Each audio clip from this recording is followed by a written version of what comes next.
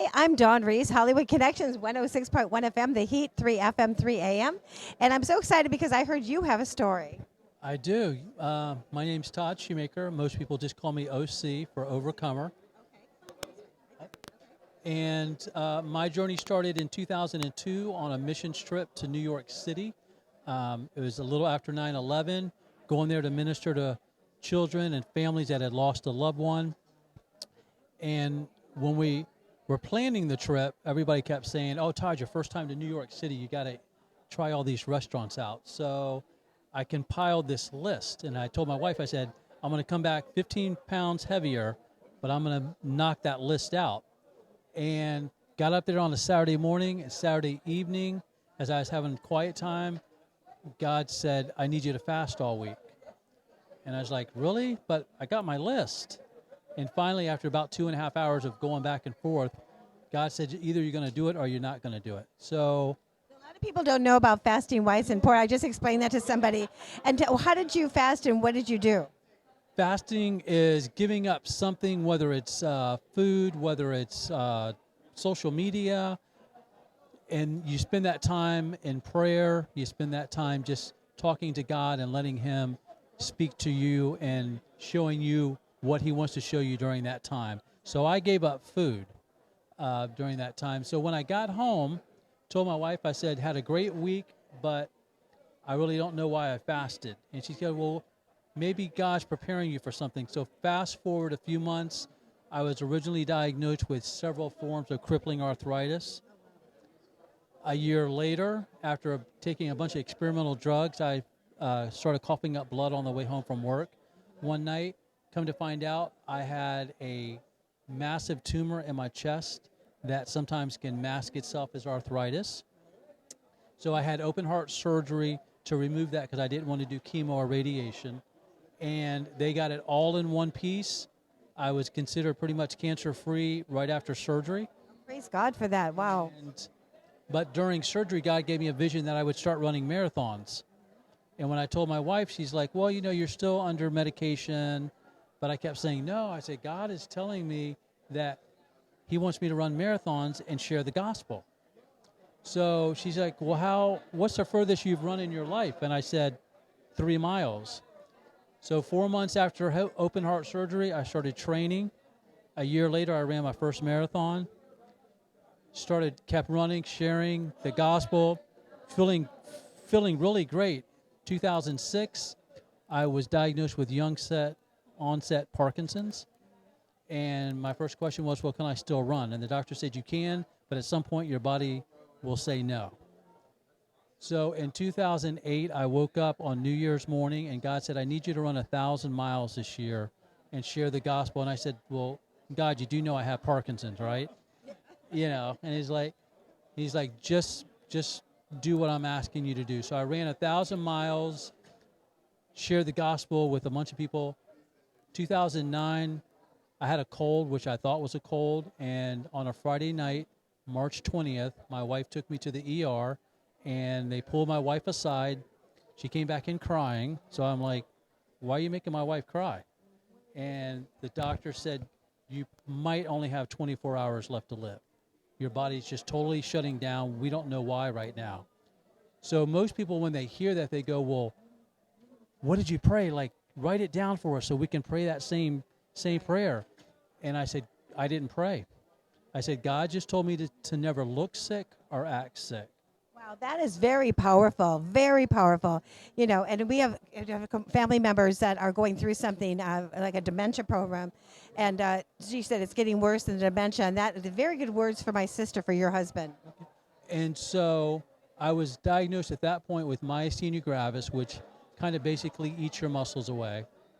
And so here I am with Parkinson's, myasthenia gravis. But during that time, I said, "God, I got to have purpose," because I had to quit working. I had to quit running.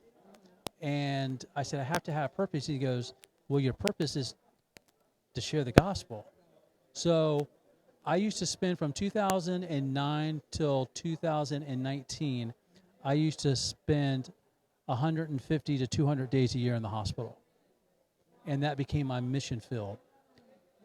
during that time period, God blessed me with the opportunity to share the gospel with over 1,000 people.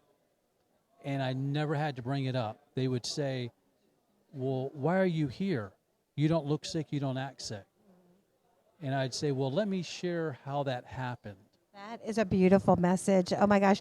You know, I would like to invite you on my radio show and talk about miracle stories. And I'm going to give you my digital business card in a minute. And where can they see your social media? Todd O.C. Shoemaker. They can also have a documentary that's coming out called Dead Man Running. And they can, if they go to projectdeadmanrunning.com, they can watch the trailer there. We're just in the finishing editing of getting it done, so they can watch the trailer there. But and to fast forward so I don't bore you guys too much, 2019, I weighed 112 pounds. I couldn't speak. I hadn't been able to eat in almost 4 years, solid food. I was living off a feeding tube. And February of 2019, my doctor said, you put up a really good fight for all these years, but you won't make it through the year. So they wanted to just basically send me home to die. And my wife and I decided, it was our 20th wedding anniversary that year. And so we ended up taking a cruise to Cuba and a cruise to Alaska, because I said, that's the memory that I want my wife to have, not a memory of me dying. You're still standing here. Still standing. So, yeah, so November 3rd, I want to back up just a little bit. A week before this healing event that I was invited to, that was on November 3rd of 2019, God woke me up at 1 o'clock in the morning, which he's done every day for the last 18 years, and he just speaks to me. But he said, Todd, we're going into a season of miracles, healing, and revival. A week later, I went to this healing service, basically to pray for other people, because my wife and I were at peace. Doctor said, two weeks, you're an overachiever. We'll give you maybe 6 weeks. And I was ready. Like, I was just tired of being sick.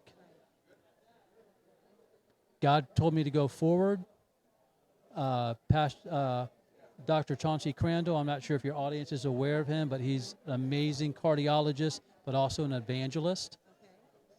He laid hands on me, and another gentleman came by and laid hands on me, and I was instantly healed. I had my first meal that night of solid foods in almost 4 years. Last year, after not running for 10 and a half years, I ran 1,000 miles between January and October of last year. That is phenomenal, because, people, I know people that are going through things. My father had Hodgkin's when I was younger, and he was on his deathbed in the hospital, and some people came to pray for him. My mother said, don't leave me with 4 kids. And there was a ball of light somehow that came and hit us. He saw something natural, spiritual, and he was healed of Hodgkin's. He didn't die till years later, till he told God he wanted to make sure that his kids were fine. And he was a truck driver, so he ended up dying of a heart attack later on, probably the food on the road and everything. But I'll tell you, God does heal. And when I was younger, I saw my father. He was doing things, playing with us, trips and everything. So, never give up. That's the word, never give up. And the one thing that I would share is every day for 17 and a half years, I would wake up every morning and go, okay, today, Jesus, is the day that you heal me. And so my encouragement to everybody would be, live out your miracle before it physically manifests itself. It's beautiful. Oh, I'm so excited to get you on the air, to have our drivers and our listeners in Clearwater Beach, Tampa, as well as around the world. And we'll share this on social media as well. I've been talking all day. I'm Dawn Reese, Hollywood Connections. This is Miracle Stories. We'll be back. Thank you. All right, let me see how that worked out.